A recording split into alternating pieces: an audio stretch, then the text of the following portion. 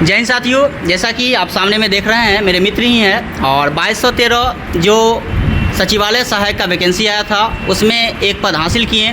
सहायक प्रशाखा पदाधिकारी के पद पर भी कार्यरत हैं। हालांकि इनका जर्नी की बात करेंगे तो एक ग्रुप डी से स्टार्ट हुआ था। इसके बाद भी कई सारे एग्ज़ाम को क्रैक करते हुए रेलवे एनटीपीसी में कई सारे पोस्ट को हासिल किए। टीटी हो गया, इसके बाद गुड्स गार्ड हो गया, स्टेशन मास्टर हो गया, यानी और इसके बाद भी बहुत सारे पोस्ट एसआई हो गया। अभी फ़िलहाल में ये सहायक प्रशाखा पदाधिकारी के ऊपर कार्यरत है। तो ये अपने जीवनी के बारे में, अपने क्वालिफ़िकेशन के बारे में और किस प्रकार से तैयारी किए, इन सारी बातों पर हम बात करेंगे। इसके बाद भी जो भी साथी तैयारी कर रहे हैं और अगली वैकेंसी का इंतज़ार कर रहे हैं, किस प्रकार से हम तैयारी को करेंगे, तो इनसे हम ज़्यादातर विशेष कर जो है जानने का प्रयास करेंगे। सबसे पहले आपका स्वागत है। नाम बताएंगे सर? मेरा नाम गौतम कुमार है और समस्तीपुर से हैं। यहाँ मेरा घर है रायपुर, वारिसनगर प्रखंड पड़ता है। और मेरा प्राथमिक शिक्षा यहाँ 10th का यहाँ से हाई स्कूल वारिसनगर से हुआ है और उसके बाद पारिवारिक स्थिति के कारण हम नानी गाँव गए थे, संघर्ष किए हैं, तो वहाँ से मेरा आगे का पढ़ाई हुआ है। वहाँ से हम 12th और ग्रेजुएशन किए हुए हैं DVKN कॉलेज नरहन से। उसके बाद जैसे राजा जी हैं ऐसे ही हम मतलब साथ में ही हम लोग तैयारी स्टार्ट किए थे। तो 2019 में मेरा 18 में ग्रेजुएशन हुआ था और 19 में इसका ग्रुप डी का उसी में मेरा पहला और ज्वाइनिंग हुआ था। और उसके बाद NTPC टेक्नीशियन का उसी में उसके साथ ही हुआ था मेरा। और उसके बाद फिर नेवी में आया और अभी उसके साथ साथ NTPC में TT, गुड्स गार्ड और स्टेशन मास्टर सारा पोस्ट में क्लियर हो गया था। तो सारे में स्टेशन मास्टर हम चूज किए थे, मतलब प्रेफरेंस पहला दिए थे।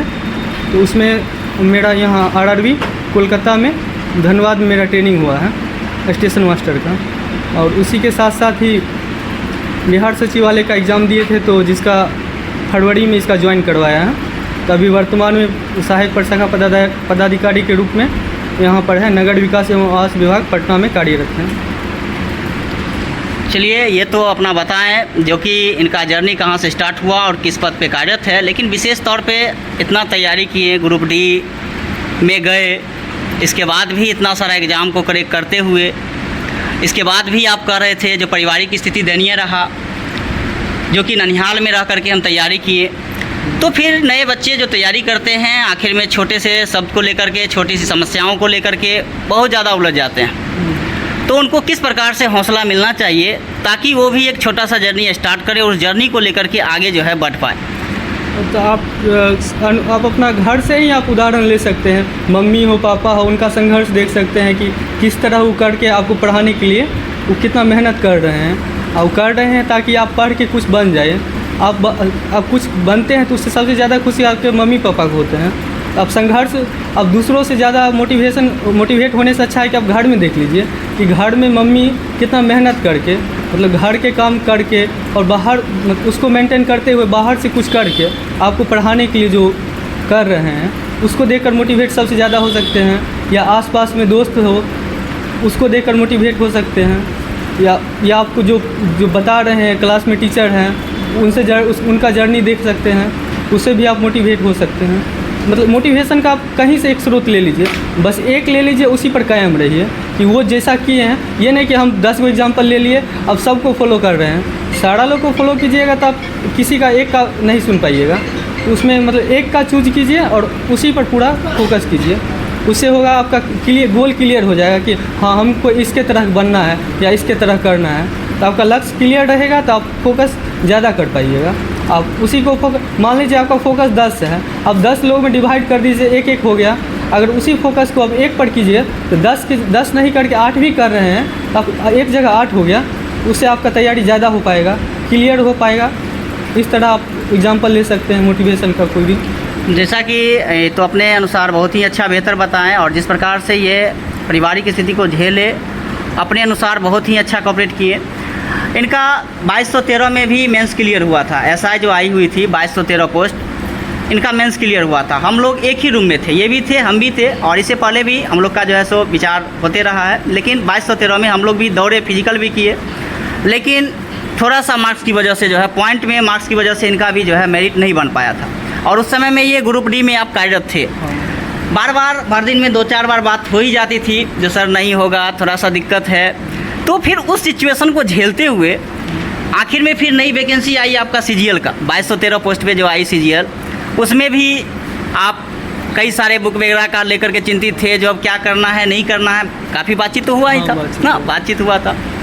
फिर उस सिचुएशन को आप कैसे बदल दिए तुरंत एकाएक जो है, कैसे आप जो है सो उसमें बदल दिए? क्योंकि अगर आपकी दरोगा में एक बार नहीं होती है, फिजिकल होने के बाद अगर नहीं होती है, फिजिकल नहीं हुआ उससे ज़्यादा दुख नहीं होगा आपका।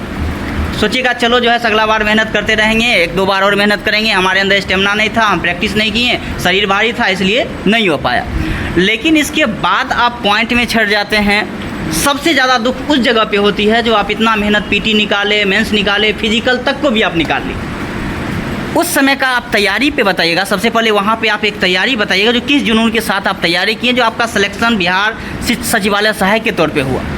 और जब मेरा रिजल्ट नहीं हुआ तो हम बहुत मायूस हो गए, बहुत डिप्रेस टाइप के। 10 दिन तक हम पढ़ाई लिखाई के बारे में बंद कर दिए कि हमको पढ़ना नहीं है, पूरा सोच लिए थे। फिर 10 दिन के बाद लगा कि जो बीत गया है वो ख़त्म करते हैं, आगे जो परिवार है उसका सोचते हैं कि हाँ मतलब मेरे लिए कोई इंतज़ार कर रहा है घर से कि मतलब कुछ करे, ताकि उनको मतलब जो मेहनत वो किए हैं उनका बेकार नहीं होना चाहिए। जो हम जॉब है हम उससे संतुष्ट नहीं थे कि हम मेरा योग्यता के मतलब जॉब होना बहुत बड़ी बात है, लेकिन हम जिस जॉब में ये थे तो अपना योग्यता के अनुसार लगता था कि थोड़ा छोटा पड़ रहा है, हम थोड़ा और आगे कर सकते हैं। और उसके अनुसार हम राजा जी से कुछ बातचीत किए, कुछ बुक वगैरह सजेस्ट किए थे NCERT का या जो भी बुक सजेस्ट किए। फिर हम लोग आपसी बातचीत होते रहता था कि तैयारी कैसा, स्ट्रेटजी क्या है। ज़्यादातर करके हम लोग प्रैक्टिस सेट पर ध्यान देते थे टाइमिंग मेंटेन करने के लिए। और प्रैक्टिस सेट मतलब डेली एक लगाना, मतलब हम लोग सुनिश्चित किए थे कि एक डेली प्रैक्टिस सेट करना है और एक करना है। उसके बाद है कि जो हम किए हैं उसका पूरा डिस्कशन करना है कि हम जो बनाए उसमें कहाँ सुधार की ज़रूरत है। तो एक प्रैक्टिस सेट ही करना है, उसका सारा पूरा डिटेल देखना है। और फिर उसको एक नोटबुक लिए हैं, उसमें जो गलत हुआ उसको हम पूरा लिख लेते थे उसका डिटेल से कि उसमें कहाँ से पढ़ना है, क्या सुधार करना है, वो सारा कर लेते थे। फिर उसका साप्ताहिक हम उसका रिवीजन करते थे कि एक सप्ताह में जितना सेट बनाए उसमें हम कितना नोट किए हैं, सारा नोट किए हैं उसका एक सप्ताह में एक बार रिवीजन करते थे। फिर मतलब सेट प्रैक्टिस बस उसी तरह करते थे। और तैयारी मैथ रीजनिंग का तो मेरा था ही, GK सेट प्रैक्टिस करते थे तो मैथ रीजनिंग उसी से क्लियर होते जाता था। अब एक काम करते थे कि जैसे मैथ में अगर जो क्वेश्चन में गलत हुआ तो हम उस क्वेश्चन का क्या करते, उस चैप्टर में जाते थे, उस चैप्टर का एक बार रिवीजन करते थे कि अगला बार से क्वेश्चन उस चैप्टर से गलत नहीं होना चाहिए। और मान लीजिए 5 क्वेश्चन मेरा गलत हो गया मैथ में, तो हम 5 चैप्टर को उस मतलब एक सप्ताह में डेली का एक चैप्टर टारगेट रखते थे और 5 दिन हम टारगेट रखें और 5 चैप्टर क्लियर कर लिए, ताकि हम अगला सेट जब बनाएं तो 5 क्वेश्चन दोबारा हमसे मिस नहीं होना चाहिए। तो इस तरह से कर सकते हैं आप लोग। इसका तैयारी वाजिब में बेहतर था। NTPC में 104 नंबर था, लेवल 3 में ये अपने जब रिजल्ट 105 था, आया था रिजल्ट। NTPC में 120 मार्क्स का होता है, जिसमें 105 मार्क्स था इनका। आप समझ सकते हैं तैयारी कितना बेहतरीन किए होंगे। 105 नंबर लाना आसान नहीं है। 120 में कई सारे लोग तो ऐसे होंगे जो 100 अटैम्प्ट, 105, 110 अटैम्प्ट ही होता है। तो आप समझ सकते हैं तैयारी किस रूप में इन्होंने की है। और हाँ 110 बारों के आसपास किए थे। निगेटिव नहीं था इनका। अगर मेन मुद्दा अगर हम बात करेंगे, हाँ मतलब 110 के आसपास बनाए, 2-3 गलत हुआ। 110 के आसपास बनाए और 105 मार्क्स इनका रहा। अब समझिए कितना ज़्यादा एक्यूरेट इनका जो है क्वेश्चन के ऊपर रहा। स्वाभाविक बात है 1/3 निगेटिव भी है। हाँ सेट बनाए तो हाँ गलत हुआ तो उसको पूरा डिटेल देख लेते थे कि हम कहाँ गलत किए। अब मैथ रीजनिंग तो बता दिए कि चैप्टर कर लिए। और GK में आप जैसे फंस रहे हैं तो उसका कॉन्सेप्ट क्लियर कर लीजिए। बुक है आपके पास, जो आप बुक पढ़ रहे हैं, तो जो चीज़ अब मुग़ल काल का हम पढ़ रहे हैं, अब मान लीजिए किसी डायनेस्टी उसका वंशज का गलत हम पढ़ लिए और या कुछ भी, तो उसका पूरा डिटेल हम ले लिए कि आज मुग़ल काल का है, उसका पूरा हम क्लियर कर लेते हैं, ताकि अगला क्वेश्चन जब मुग़ल काल से आए, ऐसा तो है ना कि मतलब हम जो बुक में जितना है उससे ज़्यादा बाहर से तो पूछेगा ही नहीं है, पूछेगा तो वहीं लगभग क्वेश्चन तो आप जितना बनाते होंगे 60% क्वेश्चन है जो आप रीडिंग ऊपर से कर लिए वही रहता है। 40% क्वेश्चन है जिसके लिए आपको डिटेल में पढ़ना पड़ता है। और तो उस 60% आपका रिजल्ट नहीं बनेगा, लेकिन है कि उस 60% आपको ज़रूरी है और उसके बाद जो 40% डिटेल है वो आपका रिजल्ट बनाता है। 60% तो लगभग सब विद्यार्थी का रहता है, तो हमको मेहनत करना है वो 40% पर। 40% मेहनत आप हाँ। कहाँ से करेंगे? तो उसी के लिए आप डिटेल में उसको पढ़िए ना। जैसे हम एक बार क्या करते हैं, लुसेंट एक बार याद कर लिए, उसके बाद छोड़ देते हैं दोबारा। हमको ये नहीं करना है कि हम एक बार याद किए फिर भूल गए फिर याद करना है, मतलब बार बार उसको पढ़ते रहना। एक बार नहीं कर लिए कि हम मतलब एक बार याद कर लिए, याद हो गया बस उसको बंद कर। रिवीजन कंटिन्यू करना, जितना हम पढ़ें सबसे ज़्यादा हमको है कि जो हम पढ़े वो हम मेरा होना चाहिए। आगे हम जो नहीं आता है उसको हमको ज़्यादा ध्यान नहीं, जो मेरा है वो मेरा होना चाहिए, 100% वो मेरा रहे। ये ऐसा नहीं करना है कि हम जो पढ़ लिए वो मेरा हो गया, बाकी नया पर फोकस करें। नया चीज़ कम पढ़िए, लेकिन जो आपके पास जो पुराना है उसको मेंटेन करके रखना है। इनका मेन मुद्दा यही रहा, पढ़ना कोई बड़ी बातें नहीं है, जितना आप पढ़े हुए हैं सबसे ज़्यादा उस पर मजबूती बनाना। मजबूती बनाए, उसमें जो पढ़ लिए हैं उसमें से आपका गलती अगर हो रही है तो वो समस्याएं समस्या है ना, वो समस्याएं। रिवीजन बहुत ज़रूरी है। कई सारे होते क्या है, अभी जैसे वैकेंसी नहीं आए, लोग खूब पढ़ रहे हैं, एग्ज़ाम जब आएगा तो रिवीजन का ही ज़रूरत टाइम नहीं मिल पाता। तो मेन मुद्दा वहाँ पे भी होता है, लोग अच्छे क्लास भी कर लेते हैं, इसके बावजूद भी जो है रिजल्ट उनका फंस जाता है। समस्या ये भी होती है। जैसे है कि आप टारगेट शुरू से रखिए कि जैसे मैक्सिमम विद्यार्थी करते हैं, जैसे एग्ज़ाम डेट आया उसे 1 मंथ पहले पढ़ना शुरू किया, तो आप क्या कीजिए अभी से पढ़ना शुरू कर दीजिएगा, तो वो मैक्सिमम विद्यार्थी से तो आप आगे निकल जाइएगा। मान लीजिए 100 में 50 विद्यार्थी है, जैसे एग्ज़ाम का डेट मान लीजिए दिसंबर में दिया, तो क्या करेगा नवंबर से पढ़ना शुरू करेगा। तो अब 50 विद्यार्थी आप उसमें आ जाइए कि हम अब 2 डेज़ पढ़ाई कर रहे हैं, सितंबर से कर रहे हैं, उससे क्या होगा आप उससे तो आगे निकल गए, पहले आधा कंपटीशन तो आप वहीं पार कर लिए। और तो यहीं से और यहाँ से आप स्ट्रेटजी तैयार करके रखिए कि रिवीजन का प्रोसेस कंटिन्यू रहना चाहिए। ये नहीं कि हम लास्ट में जाकर रिवीजन करेंगे, तो लास्ट में जाता है तो एग्ज़ाम का डेट जैसे नज़दीक आ जाता है विद्यार्थी उतना घबरा जाता है, तो घबराने में पढ़ाई कम हो पाता है। वो इधर 10 गो बुक ले लेंगे, कुछ इधर से देखेंगे, कुछ आप अपना फोकस कंटिन्यू रखिए, जो आप कम है उसी पर। बुक कम होना चाहिए, उसी पर मैं टाइम ज़्यादा दीजिए। 10 बुक में 1-1 घंटा नहीं देना, एक ही बुक में 5 घंटा दीजिए। 2 ही बुक लीजिए, उसी में 4-4 घंटा 5-5 घंटा पढ़िए। बस जो आप लिए हैं उसी को क्लियर कीजिए। ये नहीं है कि हम 10 बुक ले लिए, कुछ यहाँ से पढ़ लिए, कुछ 2 चैप्टर इस बुक का 2 चैप्टर उस बुक का, ऐसा नहीं पढ़ना। आप एक ही बुक को क्लियर कीजिए अच्छा से।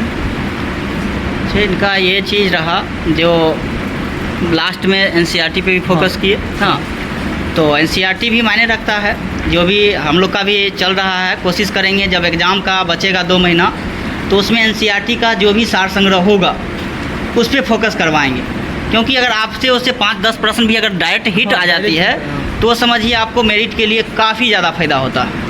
और बिहार दरोगा में भी उस प्रकार से देखने के लिए 1-2 प्रश्न आपको मिलेगा, 3-4 प्रश्न ऐसे होंगे जो मेरिट बनाने के लिए, क्योंकि नॉर्मल देखिए 150-55 नंबर लमसम लोग ले ही आते हैं। 150 मार्क्स अगर मेहनत करिएगा खूब अच्छा से तो आपको आ जाएगा, लेकिन ज़रूरी है नौकरी का। वो 150 नंबर किस काम का जब जॉब ही नहीं हुआ, स्वाभाविक सी बातें हैं। तो मैंने वो भी नहीं रखता है। चलिए उस पर तो हम बात करेंगे सर, लेकिन सबसे पहले ये बताइए, जो आप सचिवालय सहायक के तौर पे कार्यरत है, आपका विभाग कौन सा? नगर विकास एवं आवास विभाग। नगर विकास एवं आवास विभाग। स्वाभाविक सी बात है, ग्रामीण विकास से जुड़े हुए हैं। और तो इसमें छुट्टी वगैरह का क्या रूल है? देखिए अब सचिवालय में आ गए तो आपको छुट्टी का टेंशन नहीं लेना। सप्ताह में जैसे सोमवार से शुक्रवार तक आप ड्यूटी कीजिए, सैटरडे संडे ऑफ है आपका। ये प्रोसेस आपका कंटिन्यू है। उसके बाद आपको साल में 12 CL मिलेगा और 33 EL मिलेगा। तो आपका कितना हो गया? 33-12 45 छुट्टी ये आपका हो गया। और साल में 3 RH मिलेगा, 48 छुट्टी। तो आप समझ लीजिए 48 छुट्टी आपका ये हो गया, और 52 दूना 104 छुट्टी सैटरडे संडे हो गया। तो आपका कितना हो गया? 152 छुट्टी ये हो गया। और उसके बाद जितना पर्व त्यौहार है उसमें आपका बंद ही रहता है। मान लीजिए 30 दिन 35 दिन तो कम से कम साल में पर्व त्यौहार होता ही है। जैसे अभी दुर्गा पूजा, इसमें 4 दिन छुट्टी है। दिवाली है, छठ में, उसमें 4-5 दिन छुट्टी है। होली है, 2 दिन छुट्टी है। ऐसे करते करते आपको पता चलेगा कि 180 से 190 दिन आपका छुट्टी में बीत जाएगा।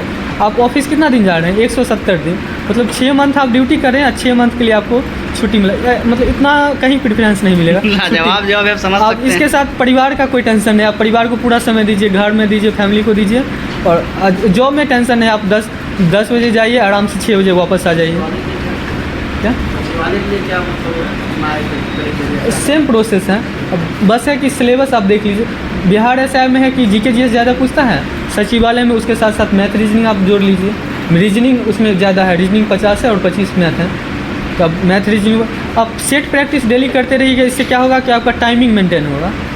टाइमिंग सबसे ज़्यादा है आपका टाइमिंग। जैसे मान लीजिए आपका 2 घंटा का समय है, आप 2 घंटा में एक बार सेट बना लेते हैं। कोई विद्यार्थी है जो आप 30 मिनट वो बचा लेता है, वो क्या करेगा 2 घंटा में तो एक बार बना लेगा। वो 30 मिनट जो बचा उसका, वो क्या करेगा उसमें जो क्वेश्चन बचा हुआ है एक बार 2 बार रिवीजन वो कर लेगा।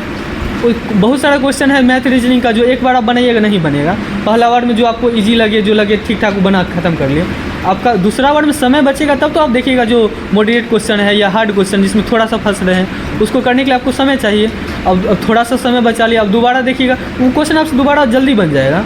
एक बार में बनाना है तो एक बार में हमको पूरा ये नहीं देखना है कि जो क्वेश्चन हम फंस रहे हैं उसको बनाना है। पहले तो करना है आपको जो नॉर्मली वे में जो निकल रहा है उसको निकालना है, उससे आपका समय का बचत हो जाएगा। और समय जो बच गया उस समय को आप दीजिए जो दूसरा बार में जिसमें हल्का फंस रहे हैं उस सब क्वेश्चन में। जीके जैसे मतलब आपको ऐसा कुछ करना नहीं है, जीके से इसमें याद है तो बना लिए, जो नहीं याद है छोड़ दिए। मैथ रीजनिंग में ये होता है, मैथ रीजनिंग में है जैसे रीजनिंग में पजल वगैरह हो गया है कुछ इस टाइप का, तो वो एक बार में आपसे बनेगा नहीं। मान लीजिए उसको छोड़ दिए, दूसरा बार टाइम आपको बच गया, वही टाइम आप दीजिए, उस बार आपको आराम से बन जाएगा।